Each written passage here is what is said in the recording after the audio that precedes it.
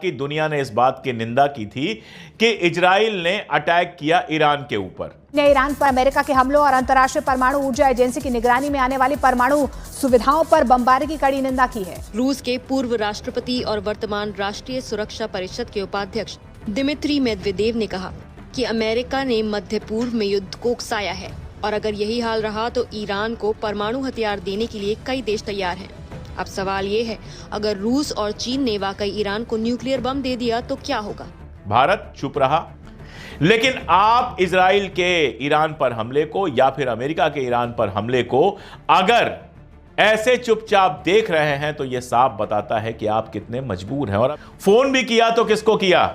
Iran को phone किया और शांति वांति की बात की। अरे एक बार अपने दोस्त ट्रंप से बात कर लेते या फिर नेतन्याहू से बात कर लेते, जिसके साथ आपकी हंसती हुई कई सारी तस्वीरें हैं, और उनसे सवाल पूछ लेते कि भाई ये बताओ, तुम ये बिना मतलब की बमबारी क्यों कर रहे हो? तुम दुनिया को जंग में क्यों ढकेलना चाहते हो? और किसी भी खुद मुख्तार मुल्क पर तुम्हारा ये अटैक करना गलत है। लेकिन मोदी जी से कुछ नहीं बोला गया। सोचिएगा, ईरान ने हमारे 1000 स्टूडेंट्स के लिए अपना एयर स्पेस खास तौर पर खोला था ताकि हमारे 1000 स्टूडेंट जो हैं वो हिंदुस्तान वापस आ पाएं, सिक्योरिटी के साथ हिंदुस्तान वापस आ पाएं। इजराइल ने कोई ऐसा काम नहीं किया। इजराइल ने हमारे लोगों के लिए कोई एयर स्पेस नहीं खोला। इजराइल से तो बाकायदा वीडियोस आई थी कि जो शेल्टर बने हुए हैं उसमें भी वहां जो हमारे लोग हैं उनको घुसने नहीं दिया जा रहा है। 56,000 लोगों को इजराइल भेजा गया था। योगी जी ने बड़ी बड़ी बातें की थी कि हम यहां नौकरी नहीं, इजराइल में नौकरी दिलवा रहे हैं, इतने लाख रुपए कमाएंगे। अब उनके बारे में आप सोच भी नहीं रहे हैं कि जब चारों तरफ इजराइल में बम गिर रहे हैं तो उनकी हालत कैसी है। और अमेरिका क्या कर रहा है? कभी जंग हमने रुकवाई का नारा लगाता रहता है, 17-18 बार तो यह कर चुका है, और अभी उसने एक ट्रैवल एडवाइजरी जारी की है।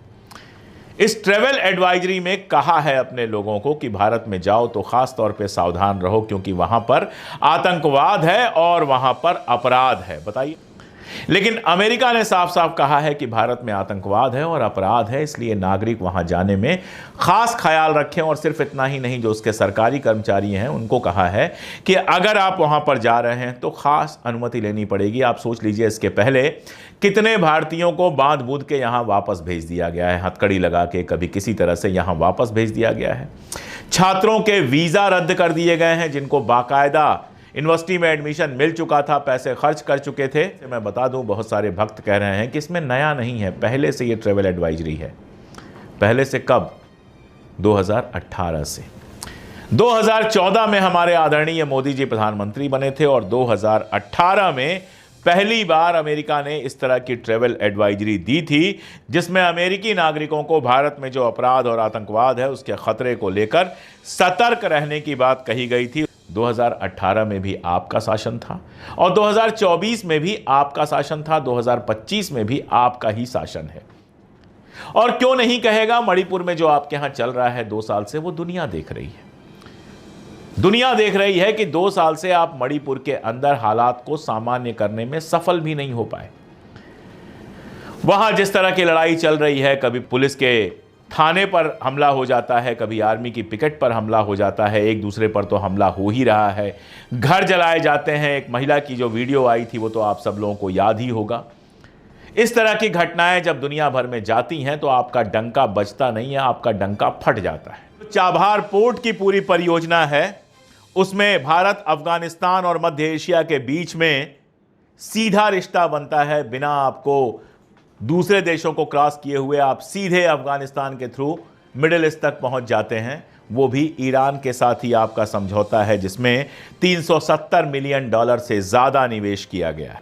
लेकिन आप ये सब भूल कर, पता नहीं क्या मजबूरी है, अडानी आपकी मजबूरी है या कोई और आपकी मजबूरी है, आपने अपनी विदेश नीति को अमेरिका के सामने गुलाम बना के रख दिया है, जिसका नतीजा यह है कि पाकिस्तान के साथ जब हमारी स्कर्मिश होती है, जब हमारी झड़प होती है, तो दुनिया का एक मुल्क नहीं है जो आपके साथ खुल के खड़ा हुआ। आप कहते हैं हम ग्लोबल साउथ के लीडर हैं, और कंडीशन यह है कि संघाई सहयोग संगठन जब बयान जारी करता है इजराइल की मजम्मत करते हुए, तो आप बाहर हो जाते हैं और अच्छा खासा जिनके साथ हमारा व्यापार होता है उनके साथ रिश्ता खराब करते हैं। और ग्लोबल साउथ आपके साथ नहीं खड़ा होता है, क्योंकि आप ग्लोबल साउथ के साथ नहीं खड़े होते हैं। साउथ ना ईरान इजराइल के बीच में कोई समझौता कराने की आप स्थिति में हैं, ना यूक्रेन और रूस के युद्ध में आपको कोई पूछ रहा है, ना कहीं और पूछ रहा है। आप दुनिया भर में जाइए, G7 में आप गए थे, तस्वीरें आ गईं, लेकिन G7 से आप क्या लेकर लौटे? कुछ नहीं।